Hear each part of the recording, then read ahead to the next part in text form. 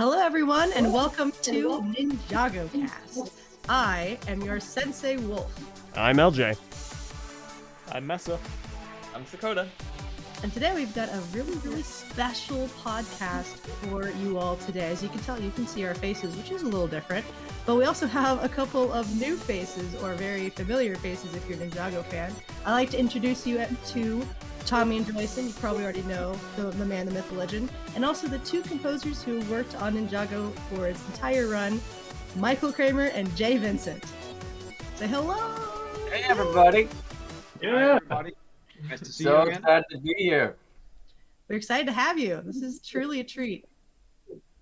So today we're going to be talking about the very unique video series that went on LEGO's YouTube channel at the start of this year. Every once in a while there'll be an update to it. But if you're a fan of the Ninjago, of Ninjago's music, then this is the video series for you. It is called the Ninjago Musical Journey. And we're going to be talking about what that is, how that came to be with the group that made it happen. So yeah, that is what we're doing today. But first, well, you know, how's everyone doing? Let's do a little icebreaker. How's life? I'm tired. Yeah, feeling great. Feeling good? Excited to talk music. We're really grateful that you guys, took time out to talk about the music side of the show. We're really grateful. Thank you. I'm grateful you guys are joining us today. It's gonna be a fun time. I feel like I'm gonna learn a lot. The Ninjago documentary was already a wonderful vision into what you guys do, and it's like magic to those who aren't inclined musically. You guys are geniuses. Geniuses. Well, one of my favorite quotes, I think it was Steve Martin who said it. It was like, talking about music is like dancing about architecture. Yeah. Basically, yeah. So we'll try to live up to that today. There's gonna be lots of awkward. It's kind of like this. It's hard to describe, but sure, let's go with it. And there's gonna be lots of weird analogies, probably coming from me. I'm gonna say stuff like, I know what I'm talking about, like, oh, crescendo. No, but I think it's some sort of, I don't know, frosting for an ice cream or something like that, but I've heard it in music. Nailed it, Tommy.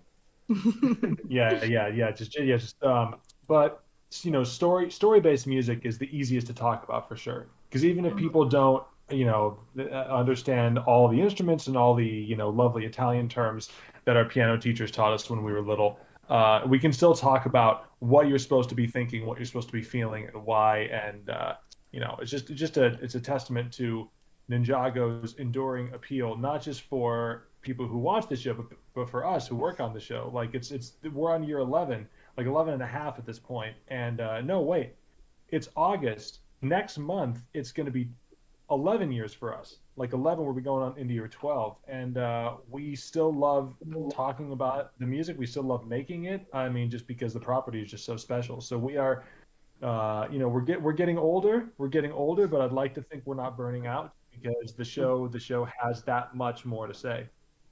Yeah, and I think we actually had our music quick kickoff for 2022 just like a month and a half ago. Oh, so you guys are busy. Yeah, we're going into What's All that? right. Ninjago 2022 confirmed. Oh my goodness. Dang, only on NINJAGOcast. Well, instead of looking to the future, we're going to go into the past, way back to like 2011 to 2021. We've got the 10th anniversary special for music. Did I say that right? LJ was looking like I said that wrong. You look into the past, 2011 to 2021. We're in 2021. 2021 is the present. Fair. I don't know what I'm talking. I'm tired. But so we're gonna be talking about the sort of dedication to the composers and to the music for Ninjago with the musical journey, and I believe the idea belongs to Tommy. Oh yes.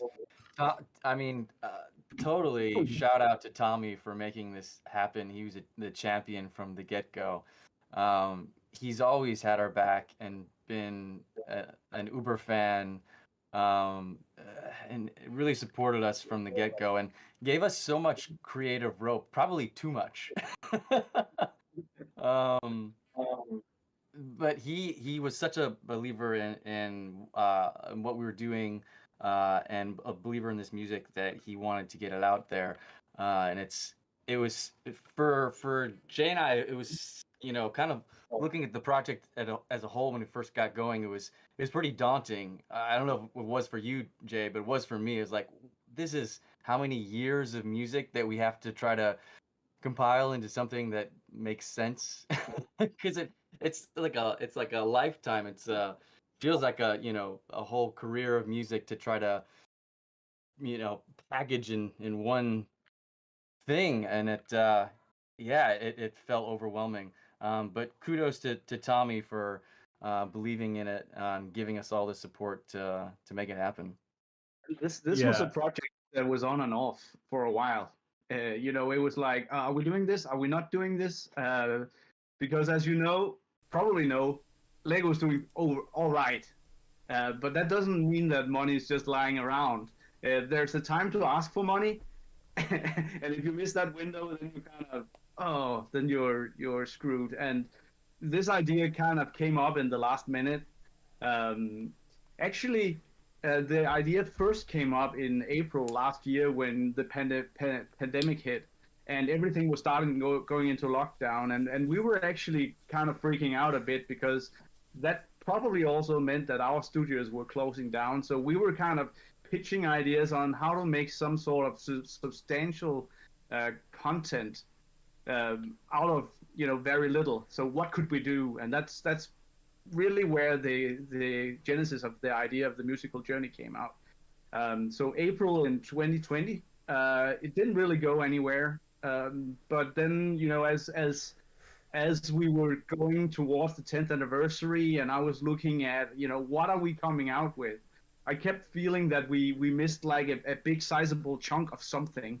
So that's why I kept kind of, massaging this idea of the musical journey in, and, trying to figure out if we could actually raise the money to do this project, because obviously there's some work going into it for you guys, and there's something about rights, and we would need Haley to do it as well.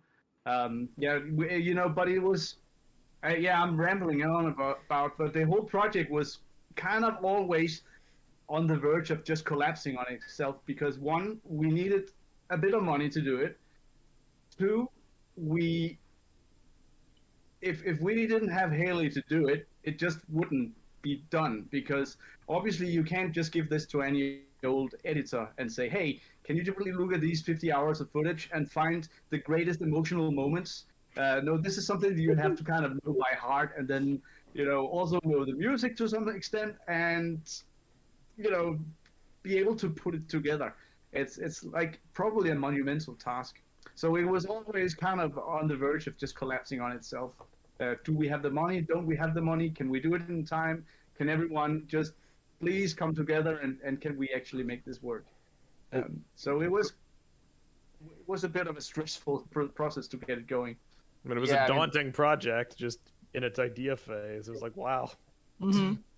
The gold medal goes to Tommy, for the kickstarting the idea, but the silver medal, we're in Olympics now, definitely goes to Haley.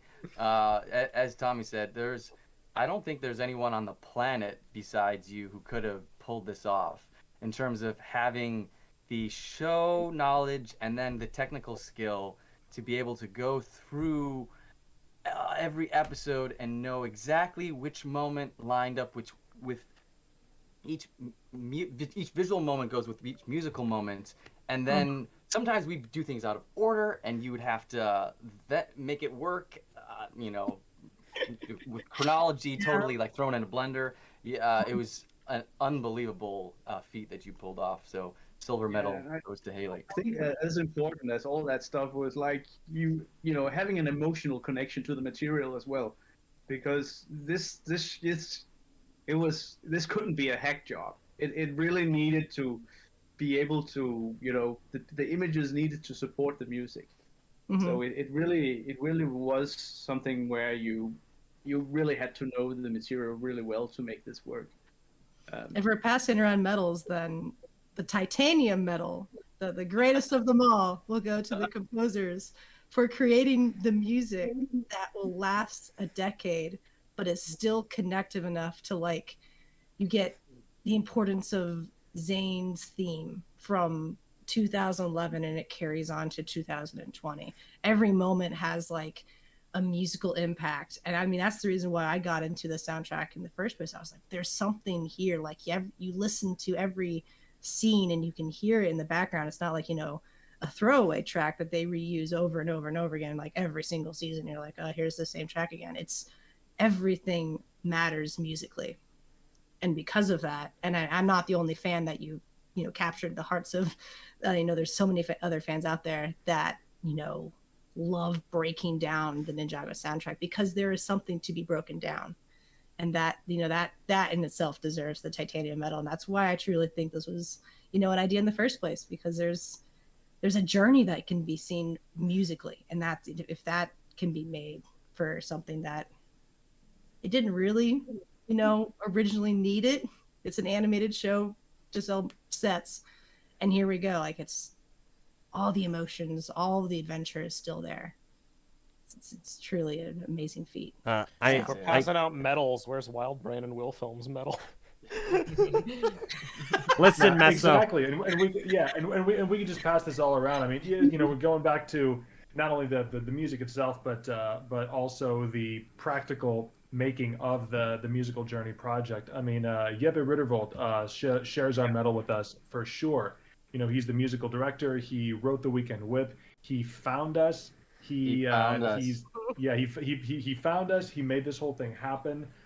He's always been a great champion. He's an amazing musician and songwriter and singer, Royal Blacksmiths and everything like that, in his own right. And whenever we're doing things like this, you know, he always goes to bat for us. He always tries to, you know, make it the best situation for us as he can. And I know that he worked closely with Tommy and Lego at sort of bringing this all about, and was very flexible with the many changes that it brought about. I mean, yeah, you know, Tommy, this definitely was Tommy's idea, and I remember he first emailed us, and not to make comparisons, but it was almost kind of like, you know, how the Lord of the Rings trilogy was originally pitched to New Line as one movie. And then it ended up being 3+ hour movies, but then that wasn't even enough. Then you had to get the extended editions and all that stuff. So Kramer and I were kind of like New Line when, you know, so Tommy says, hey, how about you just do, you know, 10 years of Ninjago music, maybe, you know, one or two tracks per season, maybe one piece per season, and then you go to the next one, and we were thinking, okay, we can do that, and I'm sure it would be, you know, very, very nice. But if the goal is to really go on a journey of the whole thing, I mean, we ran into the Lord of the Rings problem. Not that I'm comparing, you know, quality or impact, but just the sheer volume of material, the sheer volume of story elements. You can't tell the story of Ninjago with 2 themes, or with 10, or I would argue with 20. You know, you have it's the story keeps on expanding and deepening. That in order to really encompass that whole journey, you gotta go with as much as you can. And that's not saying we didn't cut things out. We tried to be as Spartan as we possibly could, and we still wound up with almost 3 hours of stuff. I mean, it was. So an idea was pitched, and then it just kept growing and growing. But my feeling was always that, oh, you're doing this for selfish reasons because you can't edit your own art. Damn it! So you guys just can we do 6 minutes? Can we do 11? Hey, do it really have to be this many minutes per season? Can we be flexible here? Because obviously the first pilot has a lot of themes going on, even though it's just 44 minutes. So you guys just kept piling on, and I was getting increasingly nervous because I always also knew that, you know, we want images to this, and this is not a 45-minute product anymore. Someone will have to make all that video editing. Haley, I'm sorry, Haley. Like I watched Suicide Squad last night, which was 144 minutes, and it's kind of weird thinking that the musical journey is the same length. So, the movie that I watched last night is like the same length as the one that I edited for Ninjago. I mean, it took on average, say like a season is approximately 10 to 11 minutes long. It's about roughly 10 hours of work per season. And if you put that together, and season 11 counts as 2 because there was 10-minute segments for Secrets of Forbidden Spinjitzu, the Fire chapter, and then the Ice chapter. So you put all together, it was like maybe 15 seasons times 10 hours each. It was, but it was fun. It was really good going through, and like sometimes I had to do research, for the newer seasons to make sure I get the themes right. But it was definitely an endeavor. Research. That was watching them, which she was real upset to do that research. It's like, we gotta watch Ninjago. Oh man, so depressed. So depressed. Yeah. Oh man, that's the life of an artist doing taxes, though. Everything's for research. Everything's research, More or right? less. But it was a lot of fun. It was like, discovering things that I hadn't heard the first time. I mean, the earlier seasons, it's music that I've heard over and over and over and over and over and over again because I love it so much, and so that stuff came easy.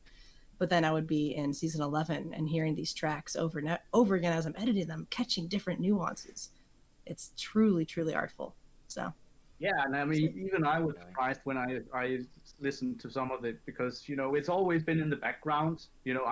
I've had more often than not, I've had the luxury of getting the soundtracks in their raw form. So I actually have many more hours of Ninjago music lying around that hasn't been released. So I have like the bulk of it.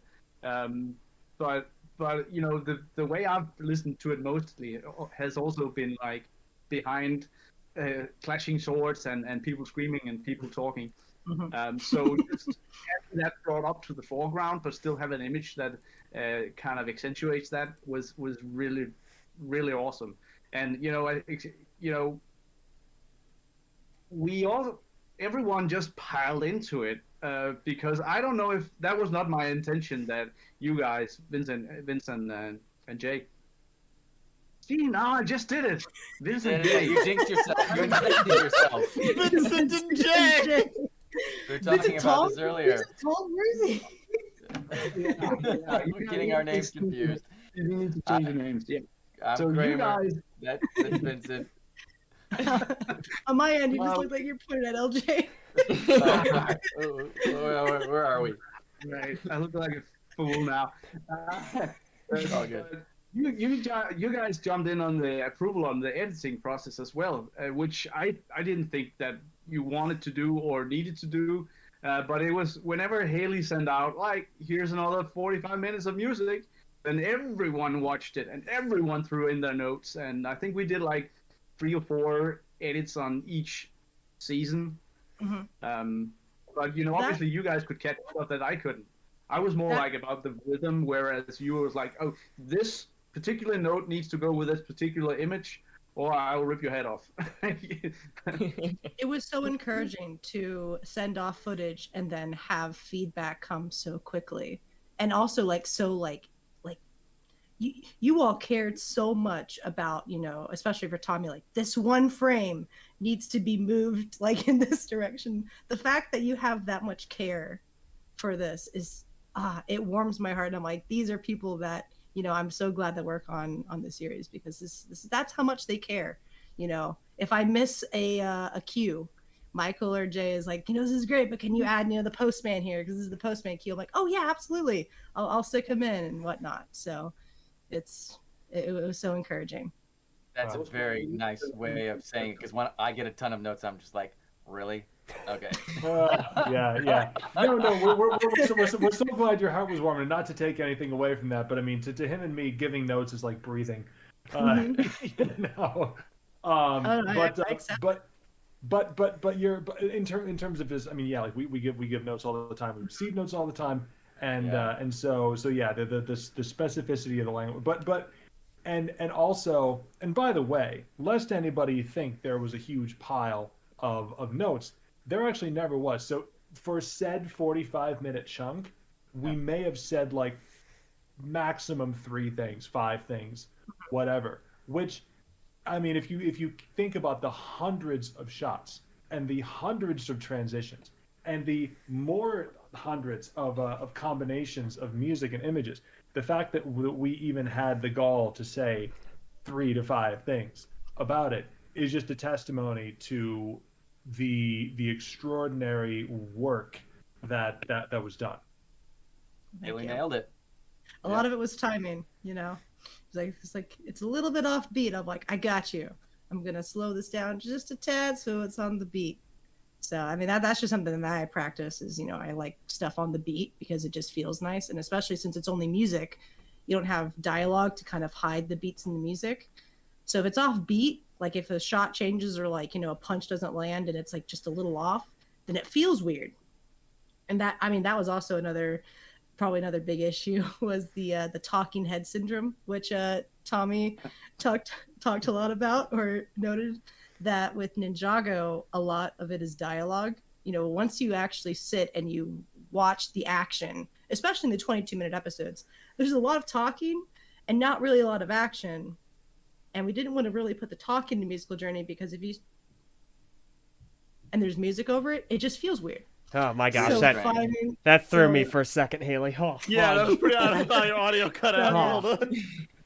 It's really That's strange. very strange. No, So I didn't anticipate that. I don't think, I'm not sure if anybody else did, but yeah, when I first saw that cut, I was like, oh boy, Haley has a ton of work cut out for her to try to cut around this. Yeah, these talking heads. So that was I think, you know, there's just a couple instances throughout the edits that, you know, Cole's burst is the first that comes to mind. You know, his whole burst, like him building up to him powering up, is just him and the Skull Sorcerer having a discussion.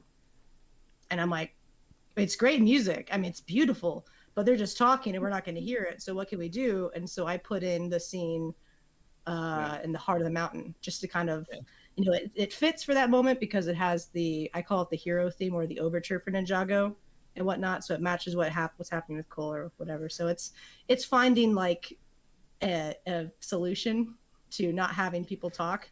So I actually think these creative roadblocks, and this is what I love about the creative process, is that I think these were some of the most brilliant things that you did in the edits, because you had to find alternate solutions, and sometimes the things that you came up with were like extraordinarily brilliant. Like what was it, the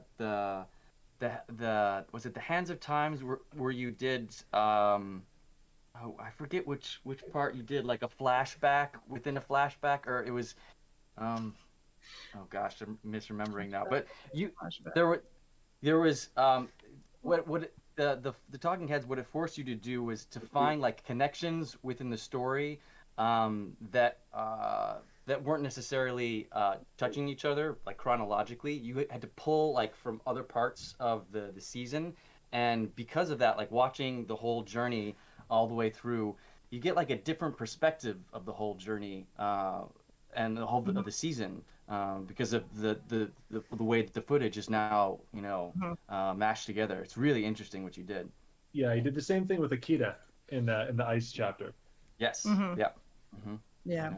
Since Akita's theme came like twice. Stopping up, going on all of a sudden, and then on with the story.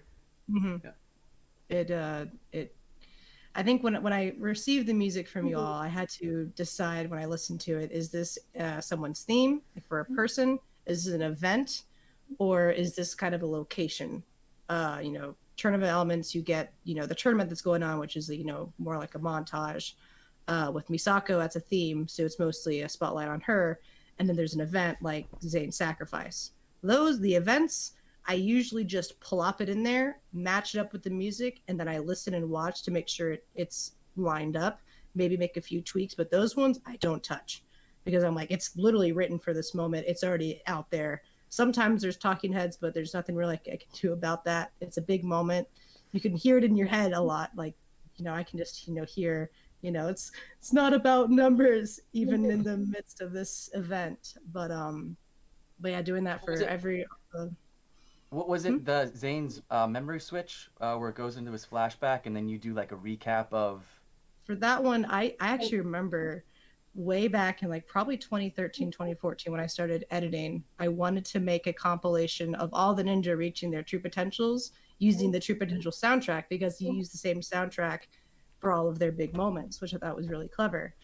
I never did it, unfortunately, but this gave me the chance to, revisit that idea so that it's like it's not, chronologically how they reach their true potentials. It's not really in order, but it fits. Like you get all these different moments of them like building up to it.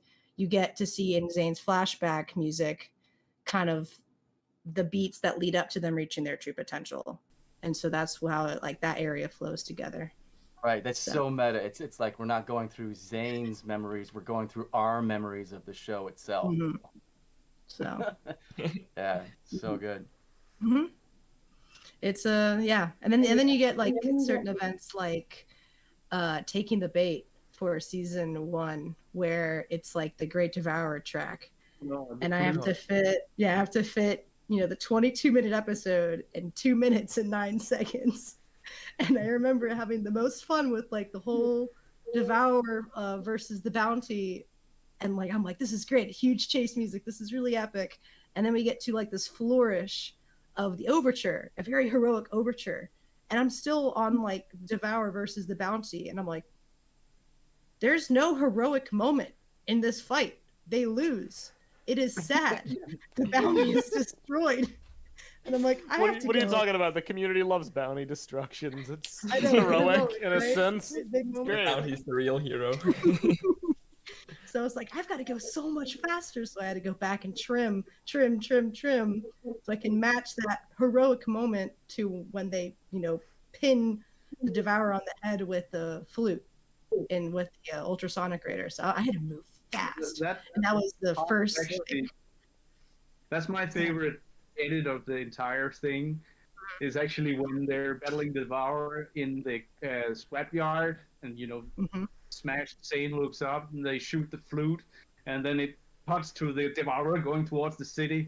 It was just like, holy this is so dynamic. I love it. Mm-hmm. Now, and this is actually a question I have, because the Taking the Bait track is live.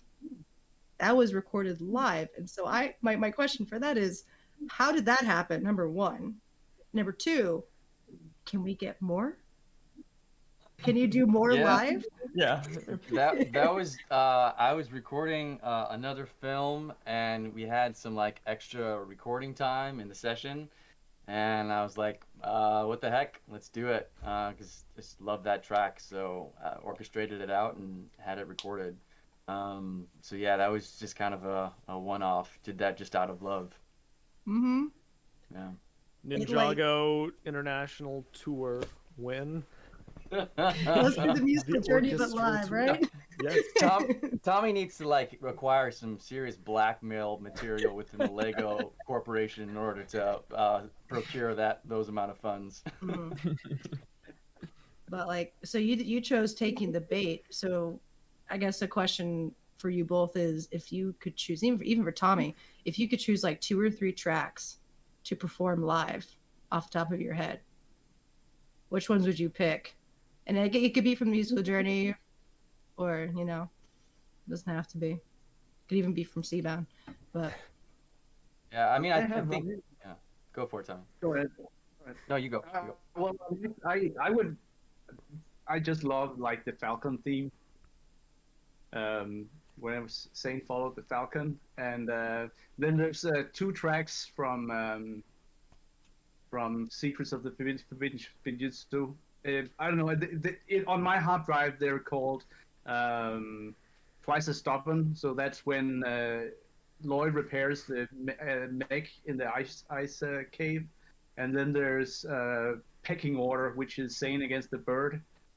Lloyd against the bird, also in the ice realm with Akita. Those are like, I listen to those all the time.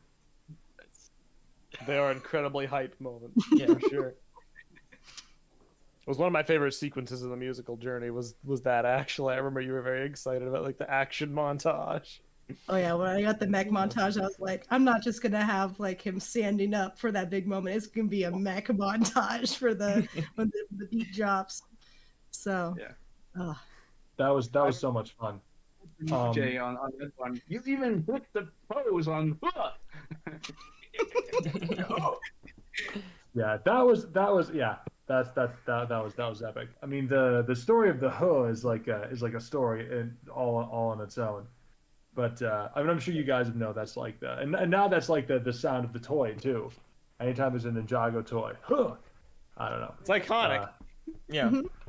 All you need is something little. All you need is something little and simple.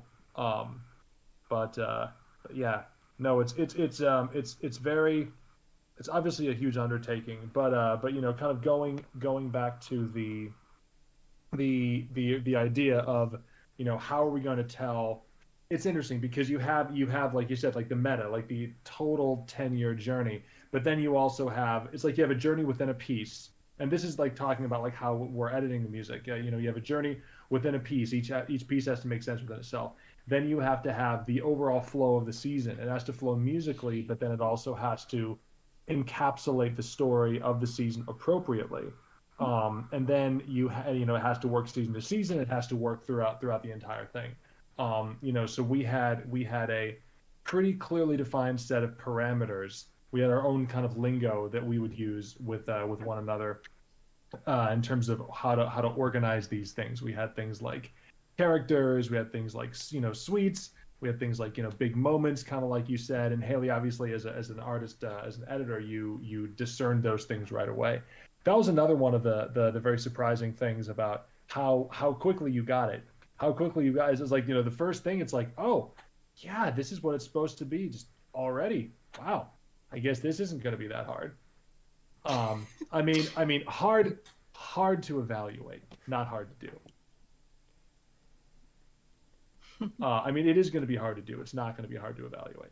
I think, just you got it right away. Definitely challenges. You know, I still remember one of my biggest challenges was an out of order sequence, just because it sounded fine musically, but then I'm like trying to figure out, okay, so we have this track where Garmadon sacrifices himself in Tournament of Elements. Yeah, I'm sorry.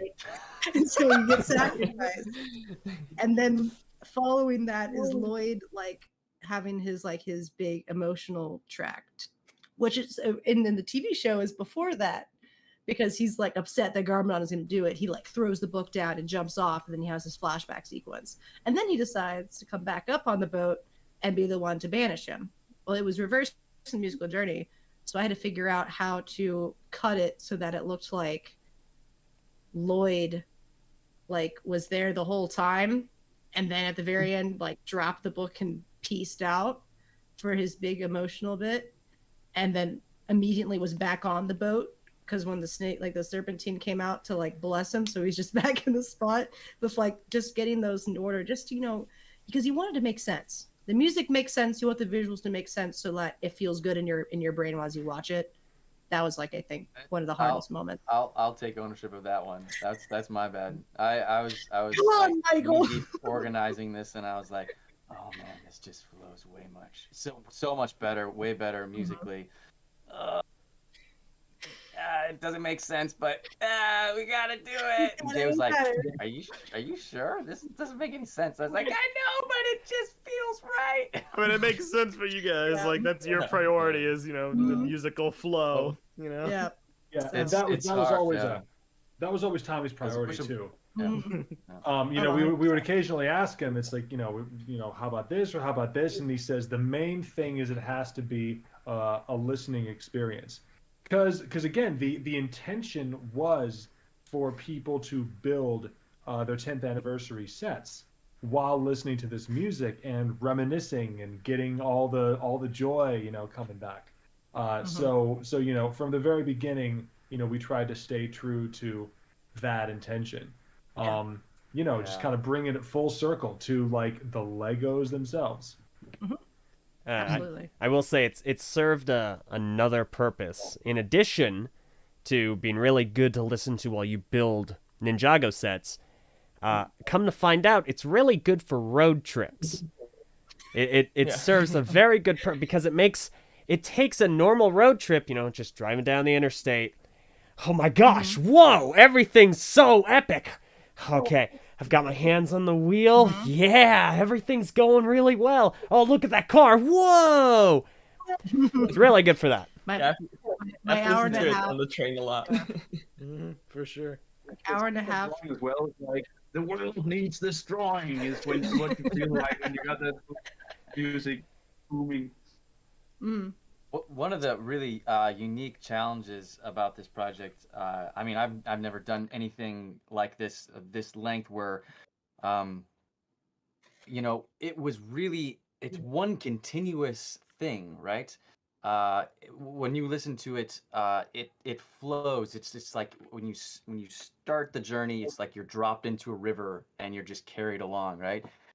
So like all the transitions had to flow from one thing to the next, to the next, to the next, to the next, to the next, to the next. Obviously from season to season, there's a little bit of a breath, but within a whole chunk of music for a season, it needed to be continuous. And if there was like an awkward key change or something like that, or even like pacing wise, if it didn't feel right, sometimes we actually went back and like changed the keys of particular tracks, or re-edited material, or redid things specifically so that it would work for this new compilation. It was like the biggest musical jigsaw puzzle that you can think of. It was crazy. I actually have a question about that. Maybe we should talk a bit about like how it was divided, because that was not my original pitch either. Like Haley kind of put her foot down and says, no, it needs to be these chunks. Like, wow. Somebody just us like that. Bruh. I don't remember specifically which chunks I had made, but my concern, I think, was more like, oh, we need 30 minutes, 30 minutes, 30 minutes, 30 minutes. But that's not what it turned out to be, because Haley felt that there's these seasons belong together and these seasons belong together. Like it was the season in question was rebooted. You originally put rebooted with the pilot season 1 and season 2. And I was like, that could work, but I feel like the end of season 2 is such a dramatic finish that is a great stopping point musically, because rebooted just kind of comes in and Zayn's sad, or his big moment is very sad, but it leads into Turn of Elements. Like it's a continuation of that of his kind of journey goes into that as well. So I figured the end of season 2 was a good stopping point, and then the next saga, which is season 3, just Hands of Time, March of the Oni, or the Oni trilogy is what we call it, is another great chunk, because that just, like, even with music, it's from start to finish, it has themes that just reside within that that 3-season series, and then the new stuff 11 onwards. So that's what I originally pitched, instead of let's have everything equally 30 minutes and be nice and nice and organized and perfect, and Lego's like, yeah, this is great. It's like, no, it has to be in chunks, like Ninjago, like the chunks of Ninjago. So that's my apologies right there. The original intention wasn't either that it would be released in those 4 chunks. It was like, originally it was like, oh, we'll drop the whole thing at once. But obviously that would also been quite a lot of editing work, and we really got a late start on this, because I kept kind of getting the budget and then losing the budget and getting the budget, and I got some people involved, like, oh, let's get Pamela Keller on as a producer. I talked to these guys over here, but like the money was there, but it wasn't there, so we were kind of in limbo for a few months until we kind of got our start. And I think, I could probably find that in emails, but it was relatively late, and it was unrealistic that we would have everything ready for the actual anniversary. So that's how the idea about, okay, let's do it in installments, and then let's do 4 of them, and then like the big chunk at the end where it's like here it is. Now you can press play and just sit back for 2 hours and 46 minutes. Mm-hmm. Yeah. Also want to give a huge shout out to Jesse Nelson, who helped us edit and get through this beast. Jesse's been helping on Ninjago, editing and writing additional music for years and years now. She's an incredible composer, and she jumped in and helped us get through this really tough deadline. And you know, she knows this music, you know, better than anyone besides Jay and I. So she was incredible, and another incredible mind to help sift through all these themes. So kudos to her. Absolutely, yeah. Jesse was incredibly helpful. And then also she even had help. So a couple more shout outs in the editing department, Sarah Vershovsky, hope I pronounced that right, and Adam Dibb. And then all of this was mastered post haste by Mike Buska, who's an awesome mastering engineer who also mastered. He also mastered. I mean, he's our guy now. He's our guy. So he did they just released a 10th anniversary soundtrack. They had some score tracks onto kind of the Folds 10th anniversary thing that they just came out with, I think, a month ago for LegoCon. And so, and Mike, we hope to work with them for other soundtrack projects going forward. But yeah, the whole thing about deadlines and chunks, and it was kind of like a multiple times a week ritual of like emailing people and like, okay, what do we think for deadline for this chunk? What do we do? It's like, what exactly do our people think? There are just so many, people to communicate with, and we wanted to make sure we were being transparent and realistic and as excellent as we could be in our stuff. Plus, it was right around Christmas time and New Year's, and especially in LA, everything was locked down, and like the virus numbers were just so huge. And so there, when you look back on your life for like Christmas memories, this will be the quarantine Christmas with the Ninjago musical journey. It's a unique one, at least. Christmas inside Ninjago. So what medals do all the editing team get? They're all gold medals. They're all, yeah. They were. So the question with that process is, do you two have a favorite, 10-minute chunk from, the seasons, and then what was the most challenging one, would you say, in the process of creating it? Like, the good memories are like, oh man, I love this season. It's nice to revisit this and create this journey. And then which one's like, I just can't get it to work no matter which way I put it together. So, gosh, it's all like a blur now. But Jay, correct me if I'm wrong, but like Ice and Shintaro, I remember those being like, how the heck are we gonna whittle this down? It just was like too much music. Yeah, it's funny. Often the ones, I mean, because it's interesting because you guys, you've talked to us before. Kind of our MO is that we did all the pilots. Everything in the pilots was brand new, and then everything in the subsequent season was some new and then some re-stemmed and repurposed and re-embellished or rewrought or reused in some way. And then every season,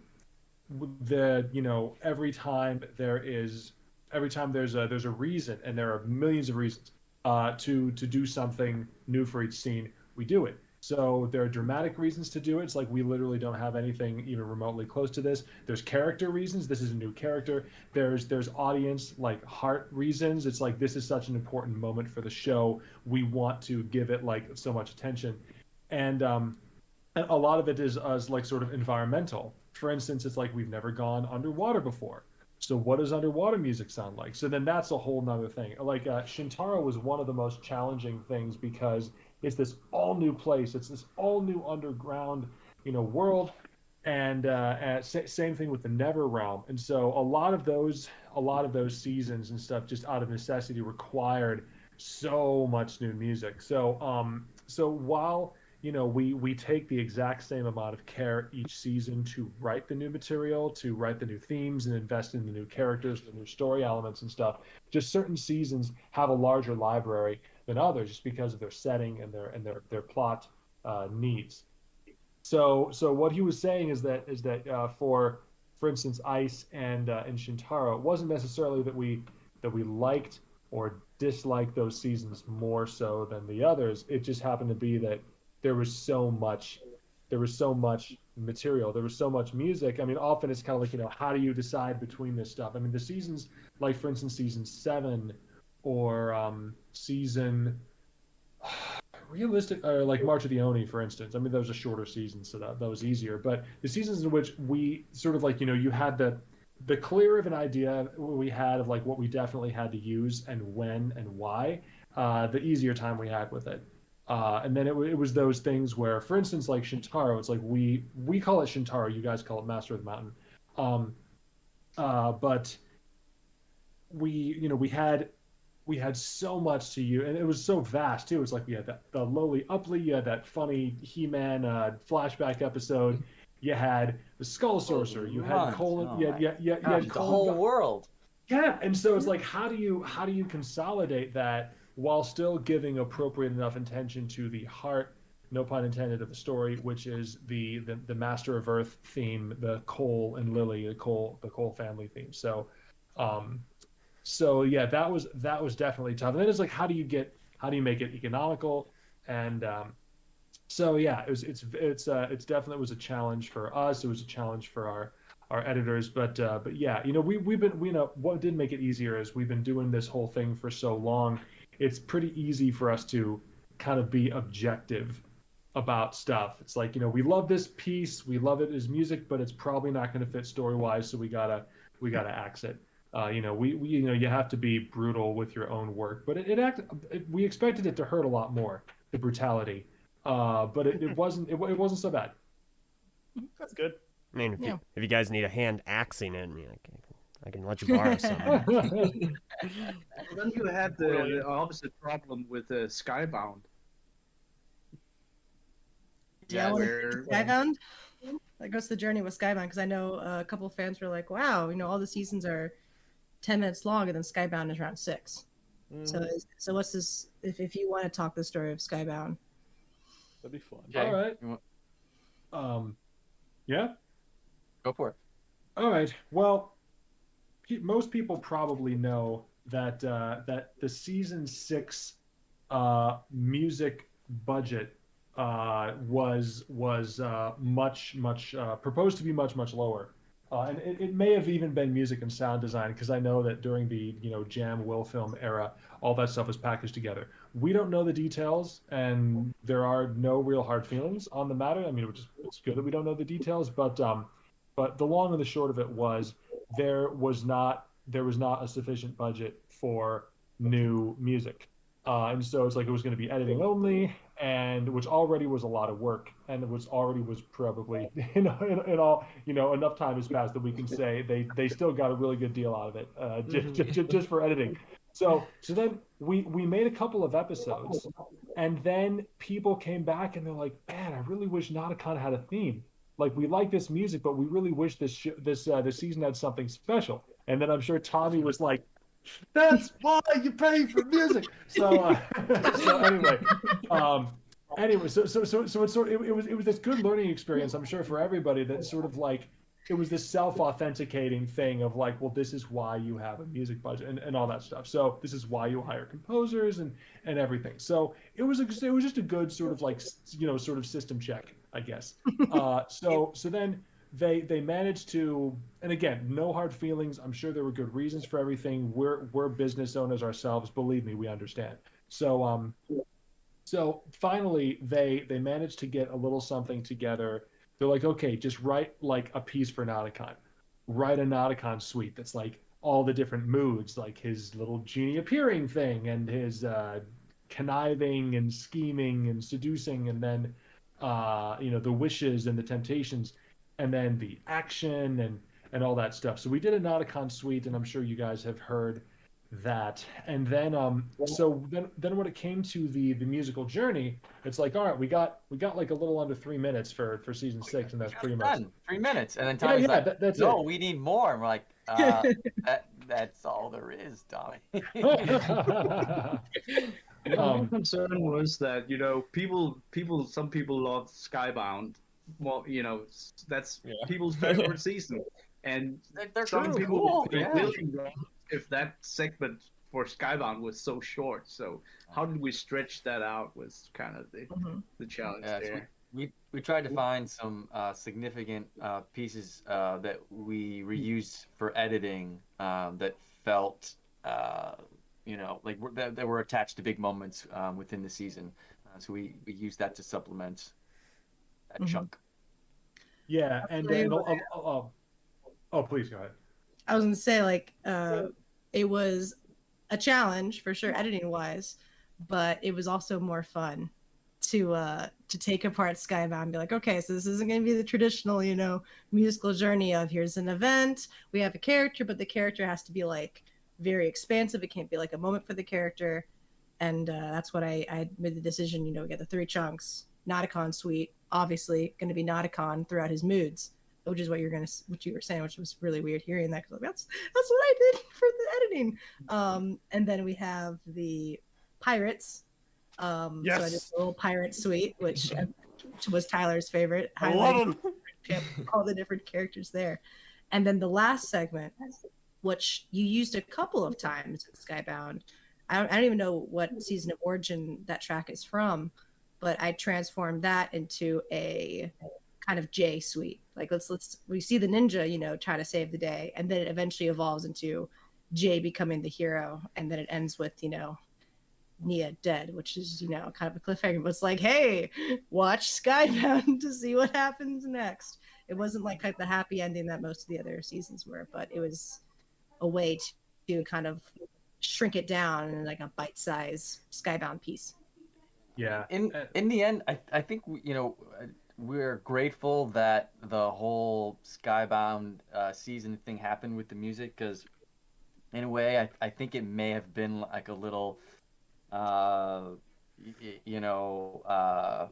like moment for Lego to see what the music to see what the show was like without original music. So it was good to see the value of it going forward. So it was good. Yeah, I saw Tommy smiling down there when you heard the story. Make it out like, oh, it was deliberate sabotage, so we would have a better working relationship going forward. It's all good in the end. I love it. But practically speaking, the silver lining is that sort of padding the running time of Skybound was just a nice practical opportunity for us to present music that was on the cutting room floor for previous seasons. So Kramer, correct me if I'm wrong, but we used the pirate stuff from season 2, Captain Soto and the pirates. Yep. And then did we end with opening the Cursed Realm? Yep. We did. Okay, yeah. So that Battle of 10, yep. Yeah. So it was opening the Cursed Realm. That's Garmadon versus Klaus, right? Or sorry, with Klaus. Yeah, that's what I meant to say. And so so Haley, to answer your question, that is the moment of origin of that. But yeah, season 4 had a ton of epic sort of showdown type tracks that we would have loved to use. Mm-hmm. Same thing with season 8, season 9. Yeah, we just had a lot of stuff. Again, this is just such a, I don't want to say bloated, I don't want to say over anything, because just it's you eat or you create the Ninjago elephant one little bit at a time. I mean, in our opinion, the Ninjago score is no bigger and no smaller than it needs to be. We try to be very faithful to the show, and if it seems like it's a ton of stuff, well, that's because it's a ton of show, and it's a ton of character, and it's a ton of story, and it's a ton of good. Absolutely. When I was talking to my family about what I was doing, my family has a hate-love relationship with me being a Ninjago fan. But when I was telling them about this project, they were very confused. They're like, so it's the soundtrack of Ninjago. Like, you're making it for the soundtrack. And I'm like, yeah, how when you watch a TV show, there's music behind it. They're like, it's really interesting to do it for Ninjago. And I say this to everyone. I was like, well, this is just my personal opinion. Ninjago soundtrack is like competitive with like Star Wars when it comes to like how much care goes into it, like the impact it has on the series, and like I said at the beginning of the podcast, Zane's theme, which was introduced in 2011, is still being like, messed around with in 2020. It's still referred to because it created a lasting impression. Which you don't see that in other shows, like even like adult shows. Just that you have that care for that. And I mean, like, well, that's the reason why they're making the musical journey, is because you have like this visual novel and then this audio novel where you can hear these themes over and over and over again. I know from many Ninjago fans, when you're listening to a track and then the overture just comes out of left field, like it's like, oh yes, this is a Ninjago theme, here we go. Like it's a power up moment. It heightens the emotional connection, and I think people who don't watch, or people like your family, who to them it's probably like, what cartoon would benefit from this supposed great soundtrack? It's like, well, try removing it. Would the emotional moments hit as high? No, they bolster the connection. But what you're talking to there, Haley, is also, one thing I take some pride in was when we did the transition to Wild Brain. It was very important for me, like, okay, what consistency do we need to carry over to this new production? And there was definitely these guys where it's like, there's such a back catalog, and they have provided nothing but greatness. So why would we even want to challenge that? Because it has such a value for the show, and it does elevate it to, it's a cartoon show, it's for kids, but, with that score, it just becomes something greater. So, yeah, we kept these guys on for a little while longer, and I guess you guys and Jepper and myself are the 4 people that's been working on the show for all episodes, I guess. Yeah, besides the voice actors. But... Well, yeah. Okay, right? So yeah. But I mean, yeah. To us, that's an insane compliment. Like when people ask us about Ninjago and our lives, and they say, well, the show's gone through all these changes and stuff, and some people aren't working on it anymore. Like, who's still working on it? It's like, well, there's us. There's the characters' voices. And there's a guy at the top, and it's there's the music director and basically it. and it's like, I don't know, so that's probably the best compliment we could get, is that our work is seen as essential in terms of the essence, of Ninjago in the same grouping as the way that characters, the voices that breathe life into the characters. That's what we try to do, and we hope we do it well. And again, whatever the future of Ninjago holds, in whatever form it takes and stuff, we want to be in it till the bitter end. Prequels, or Wu's tales of old Ninjago, or whatever next generation, or whatever it is. It's like, our version of Mandalorian, or our version of The Hobbit, or our version of stuff. That Dareth spin-off series that we're definitely working on. Yes. Yes. The Dareth suite. Oh, man. Yes. That is something. Hold on. Just to be. Hold on. Because it was a while ago, and it was clearly a lot of music. The Dareth stuff is in the season 2 part of the musical journey, right? It is. We have Dareth. Best part. Okay. Dareth Misako. Okay. Oh my goodness. He's a legend. We have. I have such a loving relationship with Dareth. I mean, it is. It goes. We deep. do as well. It goes deep. Yes. Yes. Yeah. We love Dareth. I mean, and I don't know. It's this is probably another conversation for another podcast and stuff. But I mean, and I'm sure Tommy has so many stories like we do, or Jeppe, or the voice actors, or anybody who's been on this journey for as long as we have, is that Ninjago is so intertwined with your own autobiography. So everybody, you can pinpoint a certain episode and coincided with, like, okay, I was doing this episode when I got married, or I was doing this episode right before or during the birth of my first child, or I was doing this episode when some tragedy happened. I was doing, like, this was the last episode we did before everything locked down. This was the first episode, and like, it goes on and on and on and on. But there's such a Yeah, so like with Dareth too, not only do I think he's hilarious, and I will fight to the death anybody that doesn't think he's funny every time Wow. with whatever he says ever. Wow. One of I them's in will, this. I will go to the match. The Dareth Hill is something that I will die on. I got some unfortunate news. So we like to consider ourselves pretty big Dareth fans, except for our very own Sensei Wolfe, who is not a Dareth fan, even though we've been trying desperately to convert her. True. See, I don't know. When I started watching Ninjago, it was in season 2. So, like, in my brain, I thought he was Kai's dad. What? What? How? It's cooler. It's cooler than Kai's dad. I remember watching like the last voyage when they're sending them off, and all the ninja were like either with their parents or like Zane with his fans, and then there was Kai and Mia with Dareth, and I was just like, it's their dad. No. It's the chest hair. It's the chest hair, right?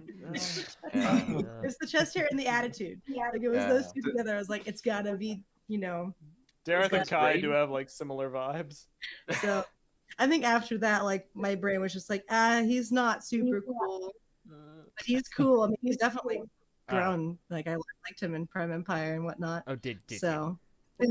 his like 2 minutes in Prime Empire. He got no, but seriously, what we were saying earlier, it's not lost on us. The gift of this show is not only for our careers, our livelihood, but just the chance of a composer to be able to work on something that lasts for this long, to have a canvas this big is so it's a gift. It does not happen that often to that many people. To be able to write something, a theme, 10 years ago, and still be using it and still have the opportunity to find different ways and to be challenged to find different ways to dress it up and to spin it and find unique, to breathe new life into it. That is such a gift.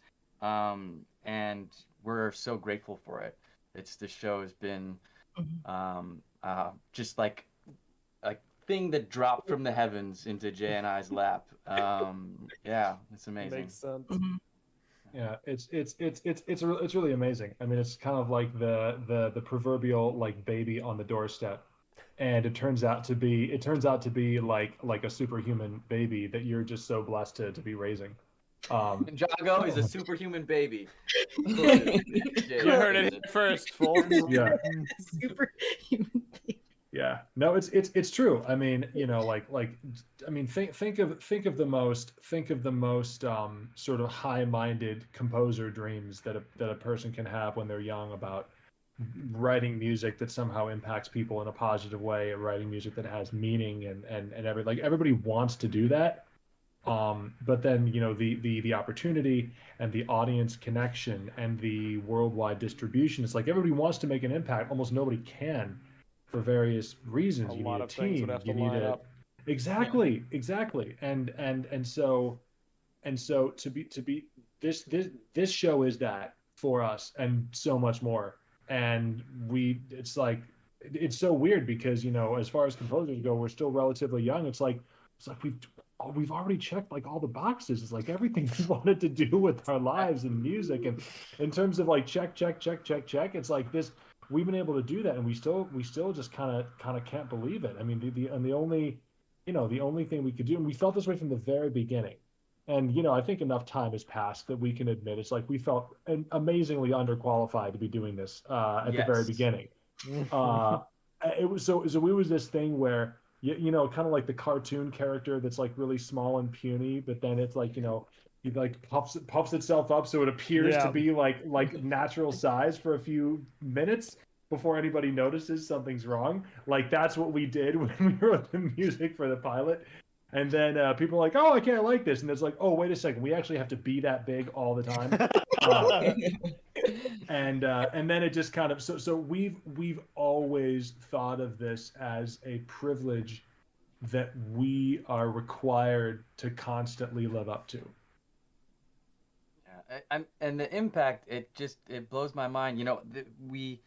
I don't have a lot of opportunity to hang out with like younger fans of Ninjago. And I'm a new dad. I've got almost a 2-year-old, and we were hanging out in Northern California just a couple weeks ago, hanging out with family, and we were just out in an outdoor mall, and we were playing on this like little play structure, and there's these two twins. They were like maybe 6.5, barely 7, and we were just talking with their parents, and we kind of just were chatting, and it was mentioned, I write the music for Ninjago, and I don't know how we got on that subject. We're talking about shows we're watching, and the kids, the parents said, "Oh my God, the kids are super fans. You have to talk to them." So I went and talked to the twins, and they're like, "Wait, you wrote the theme?" And they sung back the Ninjago theme to me. It was like the most wild, surreal moment. These like 6-year-olds humming back. They like sang the whole theme. I was like, "Well, you know the whole theme." So that it was almost like an out of body experience. I was just like, I can wow, imagine. how Yeah. your little mind actually it got in there. Because we write all this music, and we know it's having an emotional impact somewhere in there, but we don't necessarily know like how much the kids are absorbing of the music when they watch the show, and to have these twins sing back the Ninjago theme that Jay and I wrote was just wild. I can It imagine. was so cool. I feel like That's the thing, especially because people are always having more kids, and so you're having this new generation fall in love with Ninjago, and it's I'll try to keep names out of this for confidentiality and stuff. But one of the guys that's on my own internal team that I've worked with on Ninjago for the past couple of years, he's doing kind of like a big project with a big client, like a big celebrity that everybody in his own world like knows who that is. And so he gets invited to his house, and it's probably this big mansion, and he knows like this intimidating, because he's like a younger guy, and this is like this old established like super famous dude. And he walks in the house, and there's an episode of Prime Empire playing because this big shot's 7-year-old son is watching it, and he's telling me it's like this guy's house is like a shrine to Ninjago. And I actually got to say to this hotshot client that I'm trying to work with, it's like, oh, that episode that your son is that's playing in your house, I worked on that episode. And so all of a sudden, and so I said, my friend, you have understood one of the world's deepest truths. Ninjago is the great equalizer of all people. Post that. I'm going to send that to my family. Oh The my great gosh. equalizer of all people. That's funny. I mean, on my end, I've been editing Ninjago stuff for years now, but never would I ever imagine working with the people who made it happen, communicating with the composers while editing to their music. Literally blew my mind. Like, I'll edit Ninjago footage all day, any day. It's like, I love it. But when I ship it off and I get the composers to like, and of course Tommy to comment on it, I'm like, oh my God, this is crazy. So that was a dream come true on my end. So, and I'm so blessed and so thankful that for you, especially Tommy, for picking me out and letting me have the honor to do this. And kudos to Tommy for getting the whole Ninjago fan community involved. Fan culture is a tricky thing these days, and Tommy, God bless you for doing all you do to really reach out and make the Ninjago community feel important and special, and feel like they have a place and a voice. So yeah, kudos to you, man. It kind of dawned me at Comic-Con in 2016, the one where we were there together. Like that was the moment where I kind of realized, because I met some people there that like, oh, this thing has been around long enough that these kids that saw it when they were that age is has grown up with it and are still watching it. So there's really something about like the longevity of things where where we never got to with Legends of Chima or Nexo Knights or something like that, where if you manage to be around long enough, then you get that fan culture, because people need to be a certain age before they start to communicate on social media and stuff like that, and that's where Ninjago got to. And so that's why I started engaging a bit back in 2016. And it's nothing is better than getting feedback on your work, whether that's good or bad. It's something that you can use to kind of build the next thing on. Mm-hmm.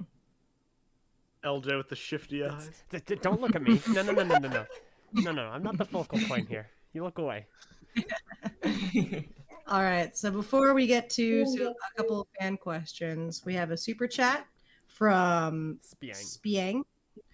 Says, just gotta say that when everything started shutting down last year, seeing the Sons of Garmadon Hunted and March of the Oni soundtracks released on SoundCloud really brightened my days. I remember that. So yeah, that was a good time. Having music release is always a highlight for Ninjago fans. Either it be picking out, oh my goodness, we're listening to a track in Musical Journey that's unreleased. This is super cool. Cough, cough, cough. Unmasking Harumi. And just seeing, all these tracks drop, whether it be Prime Empire, Masters of the Mountain, always a bright day. I know the fans are holding their breath, waiting for the Island and Seabound tracks to drop for particular reasons. What's the particular reasons? What's the island? What's a Seabound? Listen, I live in the United States. These are foreign concepts to me. Oh, boy, that's the conversation for another day. Okay, I've got a few questions for y'all from the fans. The first one is a practical question for you guys from Sathasilis. In the Ice chapter, what flute was used for the Ice Fishers, or the village people, and for the opening and closing of the Neverrealm? So it's this guy here. Oh boy, we're getting famous. Oh yeah. Kramer yeah. And by the way, she's kind of the one leading the charge of Dave. I don't know if you guys are aware of this, but there's a massive project, and now there's a website with examples and stuff. They've broken down all of the major musical material of the Ninjago soundtrack in like a systematic way. I've had some very, very enjoyable conversations with her and with some others. And I haven't seen this. What is this?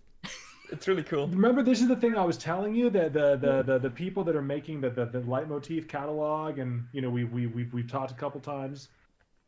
No, I don't remember. Really? I emailed this. I invited you to it. 2-year-old, he doesn't remember anything. Sorry. No. This is they have a website. It's called the Ninjago Leitmotif Catalog, and they've broken down all the main themes from every season and all of the kind of auxiliary themes, and it's really, really cool. Yeah. So, but they're also doing instruments too. Not necessarily instruments, but like whenever they there's like a paragraph description of each theme, and often the instrumentation is discussed. Oh, okay, yes.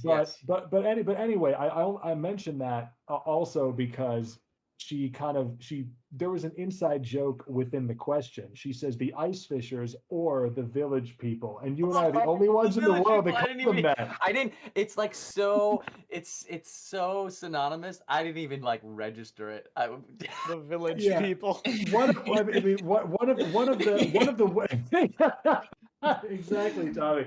One of the ways that we entertain ourselves. And it's only gotten worse since we become dads, because then dad jokes are just a way of life.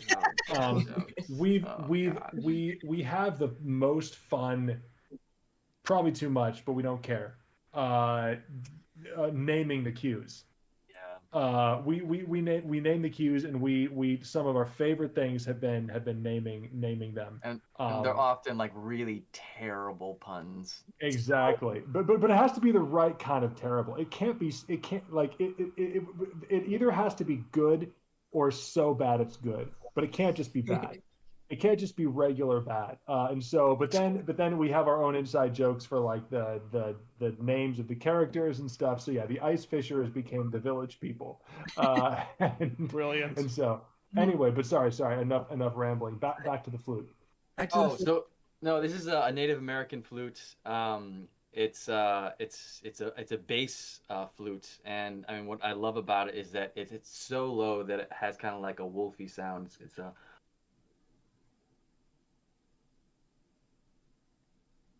Oh, you know what? I think the sound has like a filter.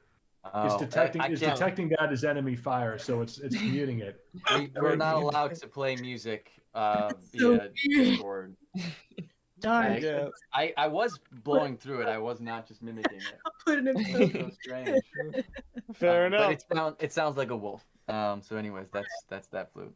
Ooh. And that was for Akita, and then you Yes. used a different one for the village people though, right? And Sorla? Oh yeah. That was one of the higher native flutes. Yeah, I think it was this guy. Actually, I don't remember now. I'm pretty sure it was this guy. But it's a similar kind of thing, just a little bit higher. All right. Same vibe. Very cool. Very cool. Title here, I think from the island called Catamaran Handstand. That's a tongue twister. Did you remember some offhand? I know you have such a good memory. Do you remember some of the worst ones we've ever come up with? Some of the worst names. Well, I mean, the worst of the worst ones you vetoed. You know, like I've had some just deplorable ones before, but because sometimes we have a kind of a darker sense of humor. But I'm trying to think. Some of the worst names we've ever had are. Well, this is something I love because it's literally a quote from the show. Kramer hates it. It's called the city formerly known as the lost city of Auroboros. Back from season 1. Like he's still shaking his head. 10 years later, he still hates it. But I'm trying to think. There was one we did in Prime Empire. It's like a math pun. It's where Jay and Nia are like the only ones left in Prime Empire, and then Nia gets changed into an energy cube. She dies too many times. He says, "No, Nia, don't leave me. I love you," and all that stuff. So so we called we called it J plus Nia cubed equals sad. Wow. Oh, this So, is That's amazing. So, So dumb. I love it. still a secret for the documentary. We played a lot of tracks from y'all, which is huge thanks for that. The cues were named there, so I'm like going through all of them and reading all the different names. I'm like, what the heck is this? That is awesome. You're peeking into the frightening inside look of Jay and I's brain. Remember, Seriously, it's a place you really don't want. I mean, we try to be. Oh, we did a thing. Okay, we did a thing with Bernie the Beetle at the beginning of the fire season. So we thought it'd be hilarious to name all our cues Beetle songs. Oh my goodness. So our cues are like the one where they're packing to go. The first cue is called Day Trippers. We did when it's like he's in the Beetle and like we called it Hold Me Tight. When they get him, we called it With a Little Help from My Friends. We did. I mean, Right. just you name it. We call it with the end. We did so many of these. But we did a lot of Beetle puns. The worst ones were probably the wolf puns for the ice season. So we did like Shadow of the Wolf, Hungry Like the Wolf, Duran Duran. We did like Wolf Gang, as in like Mozart, but it's like a gang of wolves. So bad. You guys have too much power. I'm just filing all of these away for future reference. I need these for inspiration. I remember we did one and like sometimes the people that are like helping us out, like they assume that we're not as stupid as we are. So we had one in season 8 called it was when the Sons of Garmadon were holding the gang captive when Lloyd and Harumi were in the Oni temple. And it was somebody mentioned it was like a belly button joke. It's like, Kilo, it's like there was a joke about how his biker vest was too small for him. And so it's like, oh, I'm staring at your navel, right? I remember that. So then we name the cue Naval Negotiations. We're big on alliteration, as if you haven't noticed. So the cue is called Naval Negotiations, but then the person, I don't know, whoever actually spelled it and output the stems and stuff, they thought better of us than we actually are, and so they put NAVAL because they're on a ship. Yep. But it's like, nope, we're not that. We're not that. But I'm trying to think. Any Kramer, can you think of any other of our like worst of the worst? Those are some of the highlights. So what?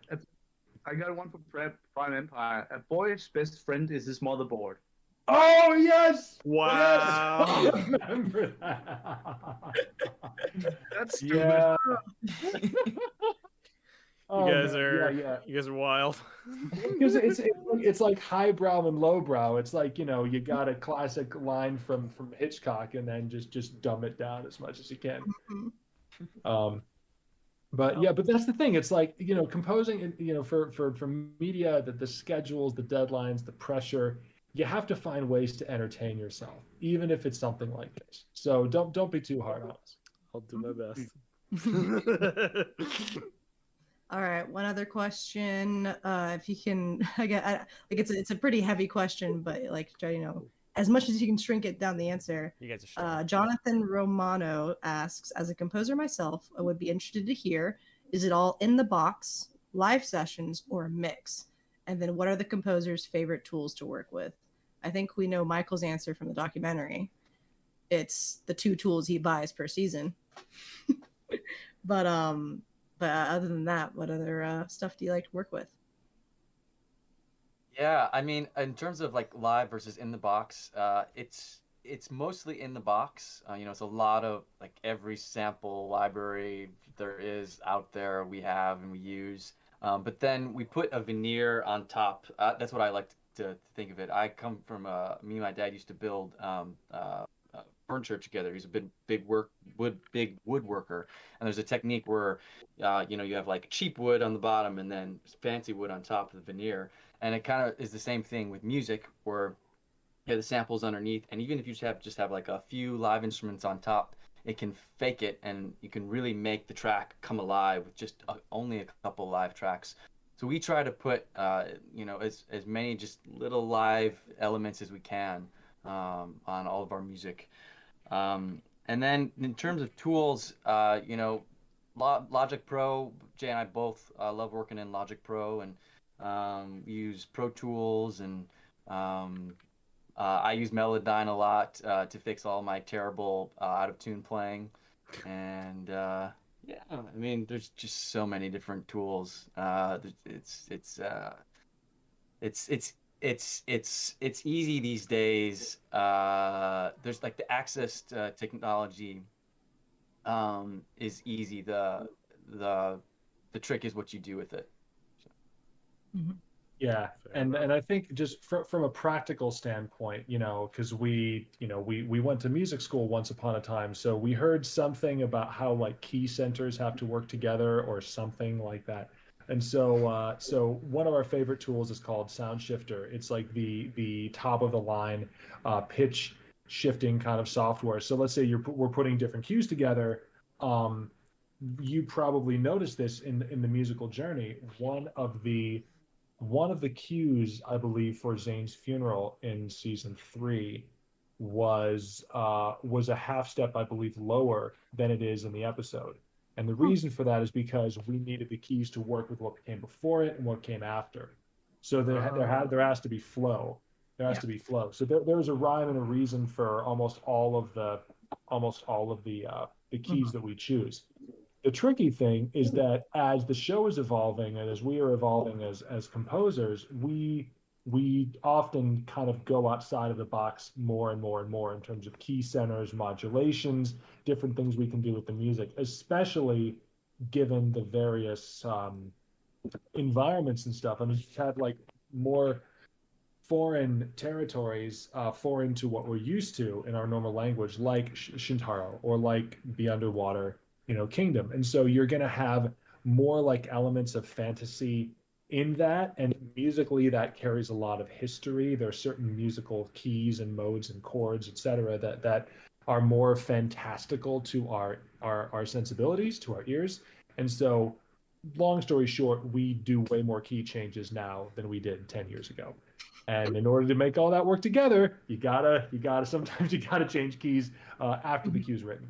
A funny side note: when we first started writing for the show, we only wrote in one key. It was the key of D, Hans Zimmer's favorite key, so that everything could work together. And we didn't write in any other key. We're like, this is our key because everything needs to work together, and that was it. It was just like, nope, can't do it. Can't use any other keys. D for Dareth, even from the That's right. Exactly. Brilliant. So.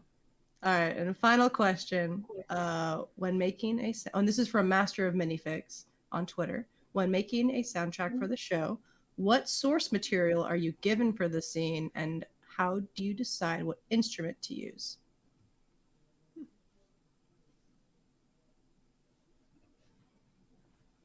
You wanna take this one? You want me to? Yeah. I mean, in terms of source material, it's usually we get an early animatic, and Jay and I are brainstorming from the get-go. We usually do like a kind of a startup meeting, just like an initial story session of what the overall vision of the season is. So we're already kind of thinking about where we are in this moment of the story long before this point. But when we actually get the animation for this scene, we'll get an animatic, so it's a rough version of the animation. And in terms of instrumentation, that's the other thing too that we do at the start of the season is that we think about what are our new environments, what are our new characters, and Jay and I do this thing we call it the deep dive, where we go down internet rabbit holes and figure out new instrumentation from around the world, and we get inspired by lots of different artists, and just try to find different toys to put in our sandbox. We like to call it the sandbox for that season. And then whenever we get to that scene, we figure out what toy works best in our sandbox for that moment, and then we just play. So that's the fun part of the show. What's important though is setting up all of your toys in the sandbox beforehand, so that you don't have to get up out of the sandbox. So you can just stay there and play. And that's the fun part of the first part of the season, where you just are dreaming and looking around. Ooh, let's put this in the sandbox. That's crazy. Let's put this in the sandbox. And sometimes you grab things that don't belong. And it's you find happy accidents, so it's a good time. Yeah, it was really it's pretty funny if we were thinking of what has ended up on the cutting room floor musically for Ninjago. What was a character's instrument almost, or what was this key or this mode almost. There was a time when we were initially thinking Shintaro would be ripe with Greek influences. Of all things, because and again, that changed when we started spotting, when we started talking to people, because again, we didn't really have the full visuals of what this was. So as we get more and more detailed information, things become more and more clear. But it's interesting because every once in a while you'll hear an influence of a concept that we never end up really taking all of the way. So for instance, in the very, very first episode of Ninjago, there's this sort of sneaking out at night, Cole and Vanya and everything, and you hear a little bit of a bouzouki, just a little bit of this little plucked tremolo string instrument that never shows up again. And that's okay. But you worked it in where you could. Yeah. Yeah, exactly. I mean, and who knows? Right for the sandbox. Exactly. I mean, it still worked. I mean, it's still, it's just that was the only time we could use it. But yeah. So that's fun times. And I remember when you started talking about those Greek influences and stuff like that for Master of the Mountains and Shitaro, and I had the knowledge that we're very probably going underwater here in next season, so we might actually want to wait with some of that because we want that, and I think I even showed you some of the early concept artwork. Even though we were doing Shintaro, we had some visuals from Skybound. So it was like, yeah, we'll be going here. So whatever you feel fits with these images, don't do them right now because we're in Dungeons and Dragons mode. Right. So, all right. Well, that's the questions that we have, and we're good for musical journey. So this is probably where we're gonna wrap up. Awesome. So. Thank you guys so much for having us. This was a great fun. Really, really great questions, and you guys are you're amazing for keeping this podcast going for as long as you have. It's incredible. It is one day at a time. It's the internet's longest running Ninjago podcast, so True enough. Tend to keep it around a little bit longer as long as someone wants to. I don't know if that's pointing right. You're pointing for me, like. Yeah, okay. There we go. All the squares are messed up. Yeah. like pointing in every direction. On the stream, it should be pointing up. It's like as long as someone wants to and maybe gets on the Dareth bandwagon. I'm just saying. Dareth is the key to Ninjago's success. If you can make him work, it'll stay popular forever. I'm not so sure about that. I thought Master of the Mountain was pretty darn good. Now just imagine. Master of the Brown Ninja Dojo, an entire season. I'm on board. Yes, I'm on board. You know how some people thought Better Call Saul wouldn't work? Right? Better Call Dareth. It's a perfect. A Dareth musical journey afterwards. Oh my gosh. Man. Yes. We should just do a lawyer show with Dareth then. Yes. Dareth would be the worst. As long as you put Ronan in it. As long as you put Ronan in it, then we're good. All Ronan and Dareth. All right. Well, thank you both so much for being a part of this. Tommy, you too. Thank you all for joining on to talk about the musical journey. That deep dive into, the whirlwind that existed a couple months ago.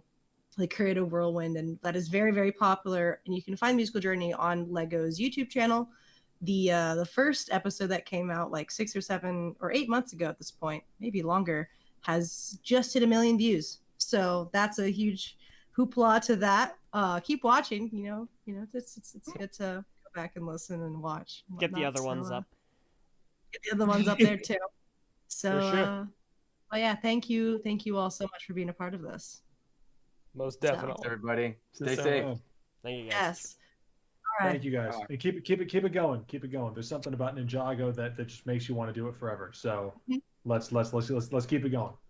Absolutely. And we again we wait patiently for the release of new music. Specifically, well, we all know what scene we're thinking in our head. We all know this.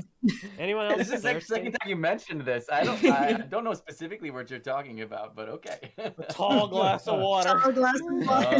Okay, all right. So why you said tall glass of water and you hold up a bottle of friggin' Aquafina? Okay, this is what a tall bottle of water. Aquania. NINJAGOcast sponsored by Aquafina. No, we're not. We are not. Absolutely not. All right, Sensei, just take us out. All right. Thank you all for joining us today for NINJAGOcast. We'll catch you around in a few weeks for hopefully something fun and whatnot. Did I just mute myself? No, you I just muted myself. You did not. No, I did not. Anyway, I totally thought I did. But we'll catch you around next time for more fun discussions. But until then, I've been Sensei Wolfe. I'm LJ. I'm Mesa. I'm Sakota. And I hope you all have a very ninja day. Woo! Woo! This is when we usually play music, but It's okay. we have to keep people here.